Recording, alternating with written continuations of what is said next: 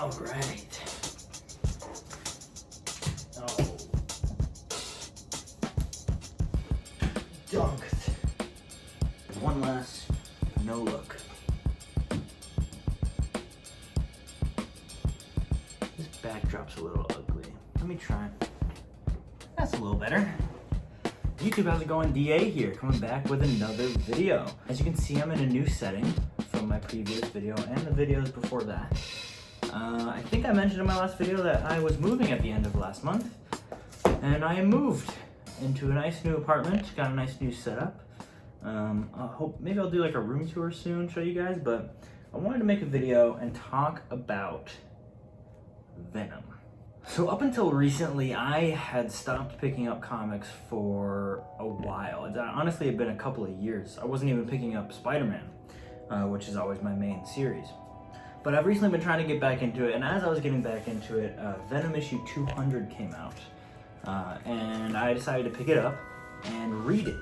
I tweeted out that I enjoyed it, and I felt like I had missed out on a good run, because this was the last issue of Donny Cates and Ryan Stegman's run on Venom.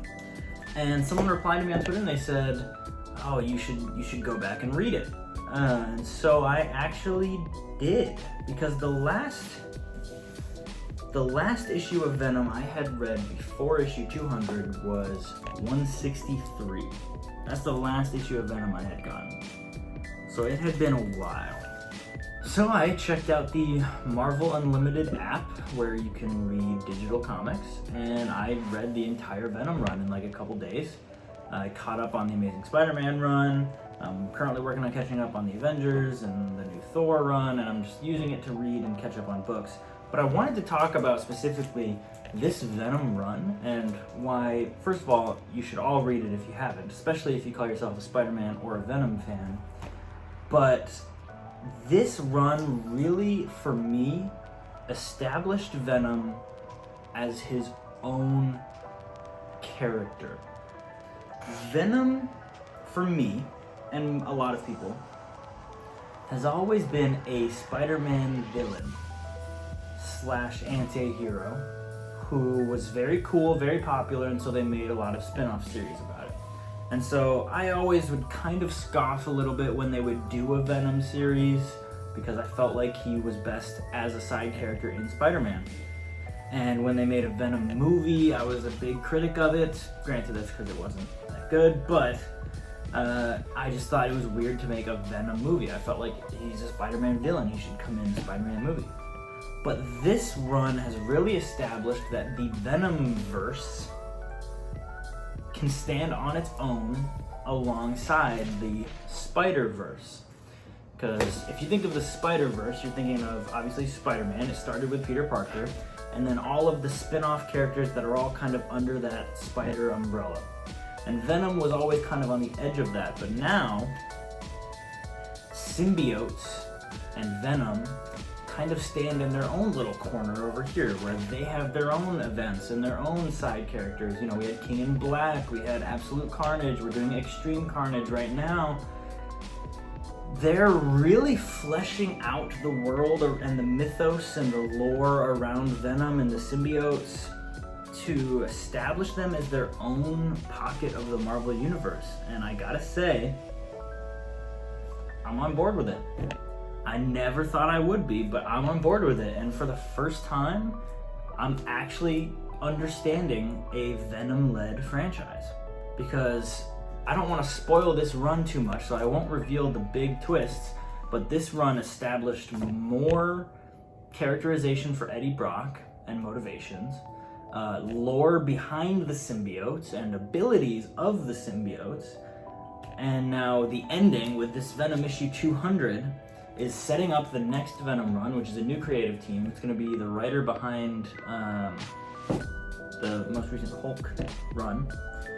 He's taking over with Venom issue 1 in October, I believe, and I'm here for it. I'm excited. I really hope it's good. I think they're doing something awesome. I really want to see, where is it? I got it over here. Here we go. We're a couple issues into Extreme Carnage, which obviously prominently features Flash Thompson as Agent Anti-Venom. I really want to see him get his own run, or at least be a regularly occurring side character on the Venom run.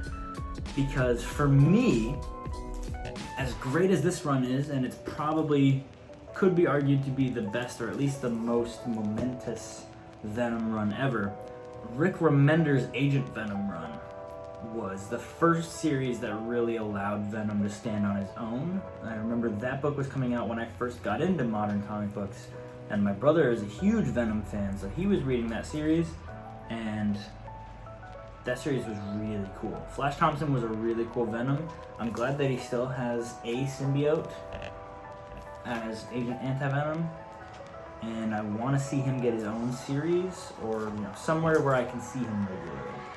All in all, I kind of just want to leave this video by saying, if you have not read the most recent run of Venom, it's 35 issues plus some event issues.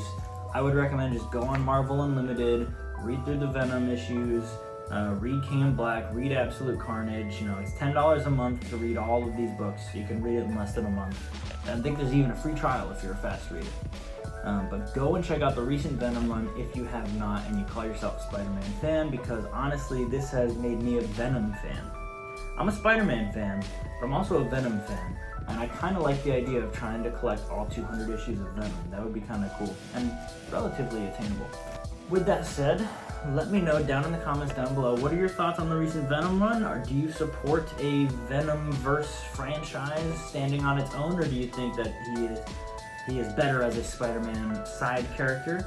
Let me know in the comments down below. If you enjoyed this video, hit that like button. I'm so happy to be back talking about comic books with you guys. I'm gonna have more coming out very soon, and different types of videos coming out very soon. Now that I'm moved, now that I'm established, I can kind of get back on a regular schedule.